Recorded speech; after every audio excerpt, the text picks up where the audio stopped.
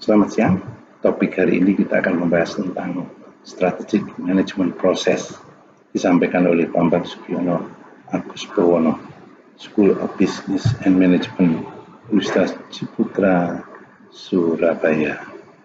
Pokok bahasan kita akan bahas the importance of strategic management process, tentang strategic management process model, analisis SWOT, ringkasan, dan soal-soal latihan. Diharapkan setelah membahas topik ini, Anda dapat yang pertama menjelaskan tentang strategic management process, yang kedua menjelaskan tentang model manajemen proses manajemen strategi, yang ketiga adalah menjelaskan tentang beberapa definisi, juga menjelaskan tentang SWOT analysis. Beberapa hal yang perlu diperhatikan atau pentingnya manajemen strategi. Yang pertama, bahwa organisasi yang profit or non-profit organization apabila sudah beroperasi atau berfungsi, maka mereka akan mencoba untuk meningkatkan, mengachieve goal. Untuk itu dibutuhkan strategi. Manajemen yang buruk adalah menyebabkan bisnis menjadi gagal. Fungsi yang pertama manajemen itu berlangsung dengan baik adalah membuat satu perencanaan yang baik. Strategic planning adalah merupakan satu alat manajemen jangka panjang yang membantu usaha kecil dan organisasi lebih proaktif di dalam menjalankan atau merespon perubahan-perubahan lingkungan. Strategic management adalah merupakan satu bagian yang sangat penting di mana manajer dapat bekerja. Manajer yang efektif mengakui bahwa peran strategic management akan berperan di dalam kinerja dari organisasinya. Strategic management dapat membuat satu perbedaan seberapa baik dari kinerja dari suatu organisasi. Seluruh organisasi, baik dalam berbagai bentuk maupun ukuran, akan secara kontinu akan muncul perubahan situasi. Strategic management merupakan satu alam daripada organisasi di mana ada karyawan, ada koordinasi, ada struktur organisasi yang membutuhkan untuk diorganisasi, dan fokusnya adalah meningkatkan tujuan daripada organisasi. Strategic management meliputi berbagai macam pengambilan keputusan di mana manajer harus membuatnya. Definisi yang lain berkaitan tentang proses manajemen strategi merupakan satu kumpulan yang penuh dengan komitmen, beberapa keputusan dan tindakan yang diperlukan suatu perusahaan untuk mencapai daya saing strategis dan mendapatkan laba di atas rata-rata. Strategic management merupakan sesuatu di mana manajer dapat mengerjakan untuk mengembangkan strategi organisasi. Strategi merupakan keputusan dan tindakan di mana untuk menetapkan kinerja jangka panjang dari suatu organisasi. Strategi merupakan sekumpulan komitmen dan tindakan yang terpadu dan terkoordinasi yang dirancang untuk mengeksploitasikan kompetensi inti dan memperoleh keuntungan di dalam keunggulan bersaing. Bisnis model merupakan satu strategi yang merancang seberapa baik bagaimana suatu company itu berperan untuk memperoleh keuntungan dari strategi yang telah dilakukan, proses bekerja, dan aktivitas bekerja. Performance appraisal merupakan suatu proses evaluasi terhadap karyawan yang berkaitan dengan job-related achievement. Prioritas daripada kinerja ada beberapa hal, yaitu strategi yang kuat dan dijunjung tinggi, strategi yang benar dan menerapkan secara efektif. Kedua, memaksimalkan kepuasan dan kesetiaan pelanggan. Ketiga, kepemimpinan bisnis. Keempat adalah kualitas produk dan jasa, perhatian terhadap laba yang konsisten. Contoh performance kriteria priority. Perusahaan point cash akibat kesalahan strategis dari satu perusahaan point cash, maka terjadi penurunan mangsa pasar perusahaan secara signifikan. Keputusannya yang diambil adalah bertahan melalui penghematan. Sedangkan perusahaan Levi Strauss, yaitu ketika kinerja itu menurun, melakukan cost reduction yang secara substansial dan tanggung jawab sosial yang ideal tidak tercapai, artinya tidak menciptakan dalam tanda petik nilai pelanggan dari penerapan strateginya. Ini adalah salah satu model strategic management proses yang dikembangkan oleh Stephen P. Robbins. Ada 6 langkah proses yang meliputi strategi planning, implementation, dan evaluation. Kita lihat yang step yang pertama adalah identifikasi dari misi organisasi, goal dan strategi.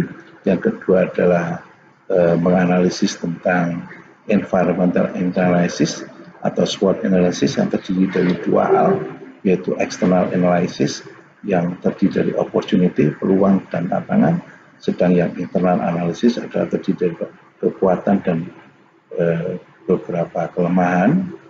Langkah yang keempat adalah memformulasikan strategi yang akan diterapkan dalam organisasi. Yang kelima adalah mengimplementasikan strategi yang telah ditetapkan. Langkah yang keenam adalah mengevaluasi hasil kinerja yang telah dilakukan. Ini juga model daripada proses manajemen strategi yang dikembangkan oleh Michael A. Heath, yaitu ada dua hal yang perlu diperhatikan, ada strategic formulation dan strategic implementation. Sedangkan strategic formulation terdiri dari beberapa hal yang perlu diperhatikan, yaitu mission, goal, strategic choices ada dua, yaitu SWOT analysis, external analysis yang terdiri pada opportunity and threats, dan internal analysis yang terdiri daripada strength and weaknesses. Di sini pada tahapan implementasi daripada strategi, maka perlu human resources practices yang terdiri dari recruiting, training, performance management, labor relation, employee relation, job analysis, job design, selection, development, pay structure, incentive, dan benefit. Sedangkan human resources capability terdiri daripada KSA, knowledge, skill, and attitude. Dan di sini juga ada human resources action yang berkaitan tentang dua hal, behavior and result. Di sini kita akan mendapatkan kinerja daripada firm yang terdiri daripada produktivitas, yaitu output dibagi input atau efektivitas dibagi efisiensi, quality, meet the customer need, dan keuntungan, profitability. Ini adalah satu model yang dikembangkan oleh Michael A. Heath. Yang berikutnya adalah model yang dikembangkan oleh Fred R. David, yaitu ada tiga hal yang perlu diperhatikan, yaitu strategy formulation, strategy implementation, dan strategy evaluation. Di sini kita bisa melihat adalah mengembangkan vision and mission, pernyataan visi dan misi daripada perusahaan, kemudian kinerja daripada eksternal dan internal, analisis yaitu SWOT analysis, menetapkan tujuan jangka panjang, kemudian juga mengenerate, mengevaluasi, dan menyeleksi strategi yang akan diterapkan. Yang berikutnya pada tahapan strategi implementasi adalah mengimplementasikan strategi dan isu-isu manajemen, juga implementasi strategi berkaitan dengan marketing, finance, accounting, research and development, serta MIS isu. Yang terakhir adalah strategi evaluation yang terdiri daripada measure and evaluate performance daripada perusahaan. Yang lain lagi adalah satu model yang dikembangkan oleh Arthur A. Thompson, yaitu The Five Types of Strategic Management. Di sini ada 5 tugas, yaitu tugas yang pertama adalah developing a strategic vision and business mission, kemudian setting objective, yang task ketiga adalah crafting a strategy to achieve objective, yang keempat adalah implementasi dan eksekusi strategi yang telah dibuat, yang kelima adalah mengevaluasi kinerja, monitor new development, dan initiative corrective adjustment. Model yang lain yang dikembangkan daripada Timothy S. Hutchins. Di sini ada juga 6 tahapan yang berurutan untuk drafting strategic plan.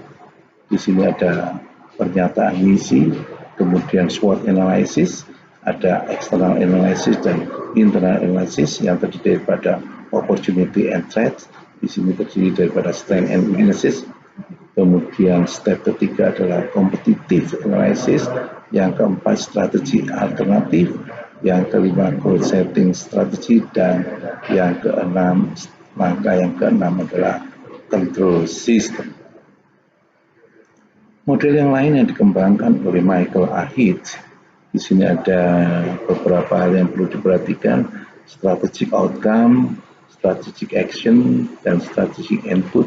Juga ada strategic formulation, ada strategic implementation. Di sini kita juga melihat ada SWOT analysis, external environment dan internal environment. Di sini ada strategic intent dan strategic mission. Kemudian beberapa hal yang perlu diperhatikan hingga strategic competitiveness above average return. Ini adalah masih model strategic management process yang dikembangkan oleh Michael A. Heath. Tahap yang pertama dari model yang dikembangkan oleh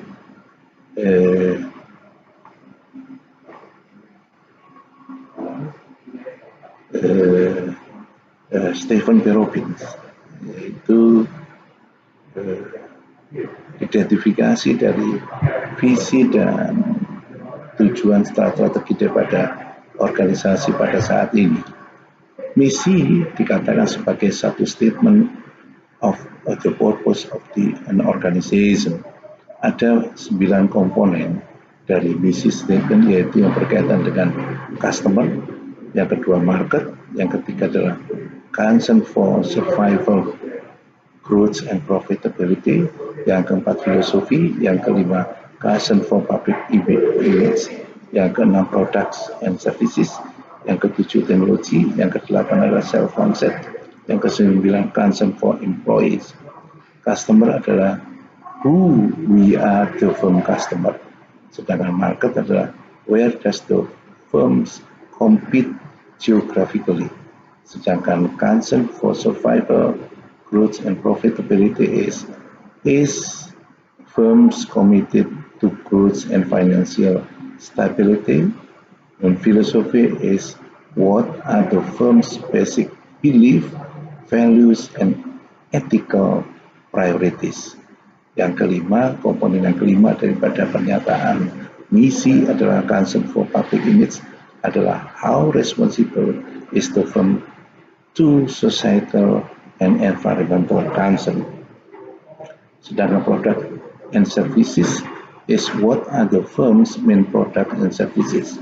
Sedangkan teknologi is the firm technological currents, and self-concept is what are the firm's main competitive advantage and core competencies. concern for employees are employees are very valuable asset of the firm. Beberapa definisi tentang SWOT analysis. SWOT analysis is an analysis of the organizations berkaitan tentang kekuatan, kelemahan. Ini adalah internal organization, sedangkan yang dua adalah external analysis, adalah di luar organisasi, adalah peluang dan tantangan, opportunity and threat, atau dikenal dengan SWOT. Strength is any activity the organization does well or any unique resources that it has. Sedangkan weaknesses adalah activities the organization does not do well or resources it needs but does not process. Sedangkan opportunity itu adalah external, adalah positive trends in external environmental atau SWOT analysis factor. Sedangkan threat adalah negative trend in external environmental factor. Sedangkan resources is an organization asset that are used to develop, manufacture, and deliver product and or services to its customer. Sedangkan capability is an organization skill and ability in doing works activity needed in its business. Sedangkan core competencies, the organization major value creating skill and capability that determine its competitive weapons. Competencies is knowledge, skill, and attitude. Terminologi yang lain berkaitan tentang resources, capability, and core competency adalah resources, kami sudah jelaskan, ada teori yang lain atau definisi yang lain. Sedangkan capability adalah kapasitas serangkaian sumber daya untuk melakukan serangkaian tugas atau aktivitas secara terpadu. Analisis SWOT adalah identifikasi berbagai macam faktor secara sistematis untuk merumuskan strategi perusahaan. Analisis ini didasarkan pada logika yang dapat memaksimalkan kekuatan dan peluang, tetapi juga dapat meminimalkan kelemahan dan ancaman. SWOT juga merupakan faktor-faktor strategis perusahaan yang perlu dianalisis dalam kondisi yang ada pada saat ini. SWOT analysis terjadi dari dua, yaitu internal analysis dan external analysis, atau dikenal juga environmental analysis. Sedangkan internal analysis terjadi dua, yaitu strength and weaknesses. Sedangkan external analysis juga terdiri dari dua, opportunity and threats. Dikatakan dua tadi, SWOT analysis ada dua. Internal analysis adalah your personal opinion of your own business will be biased at best and could provide an unrealistic view of the capacity and potential of your business. Yang kedua adalah internal analysis is important in matching the strength of your business with opportunity that exists.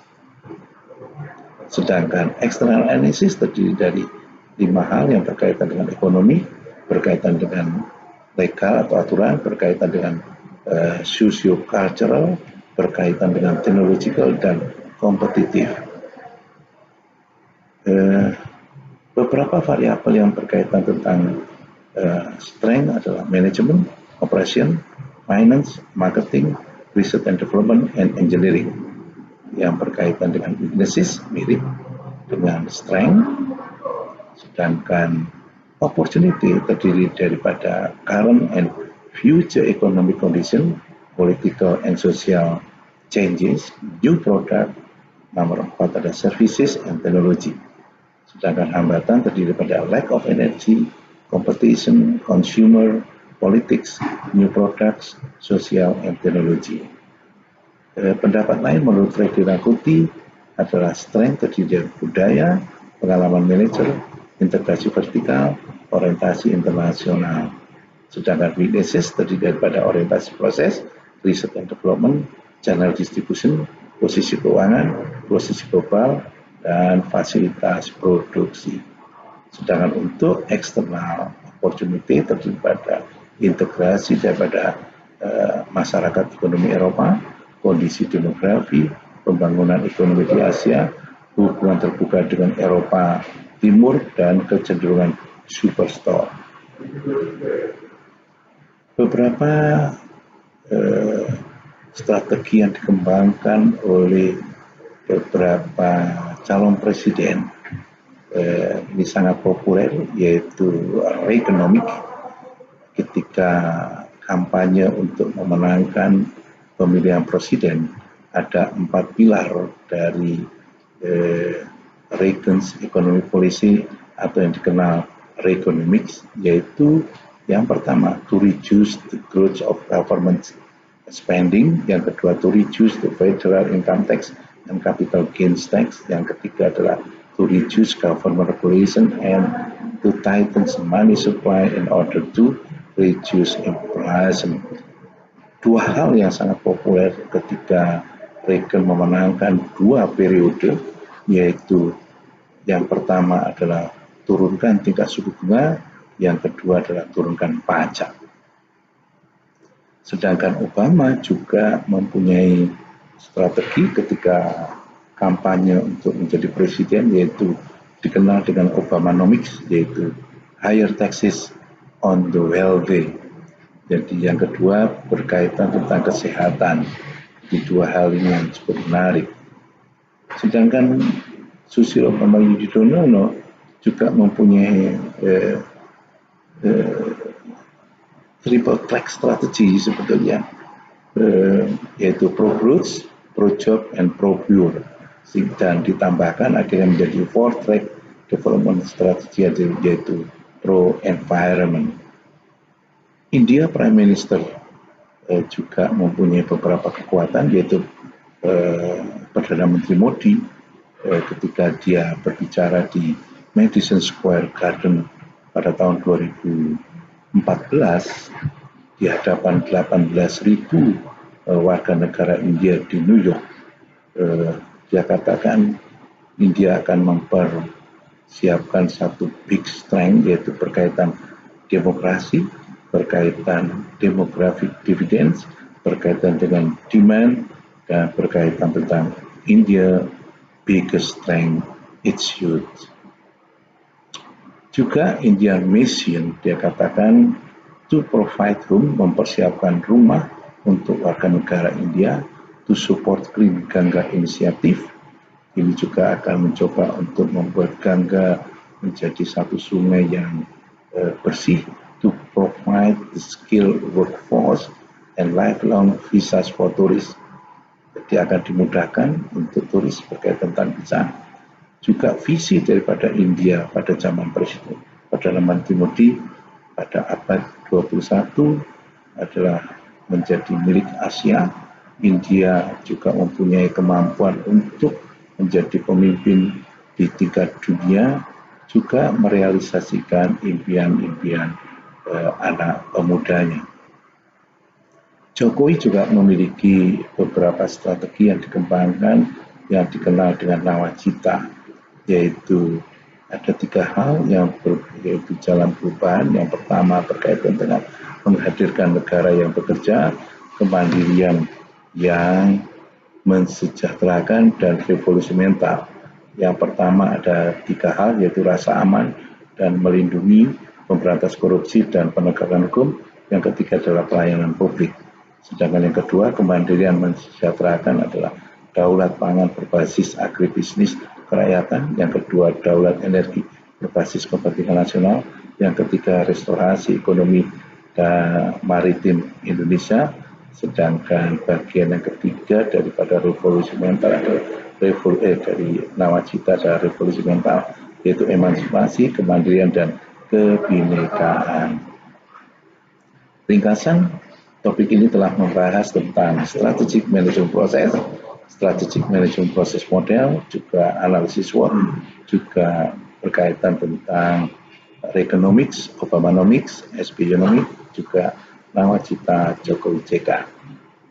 Beberapa soal latihan, beberapa referensi yang digunakan, juga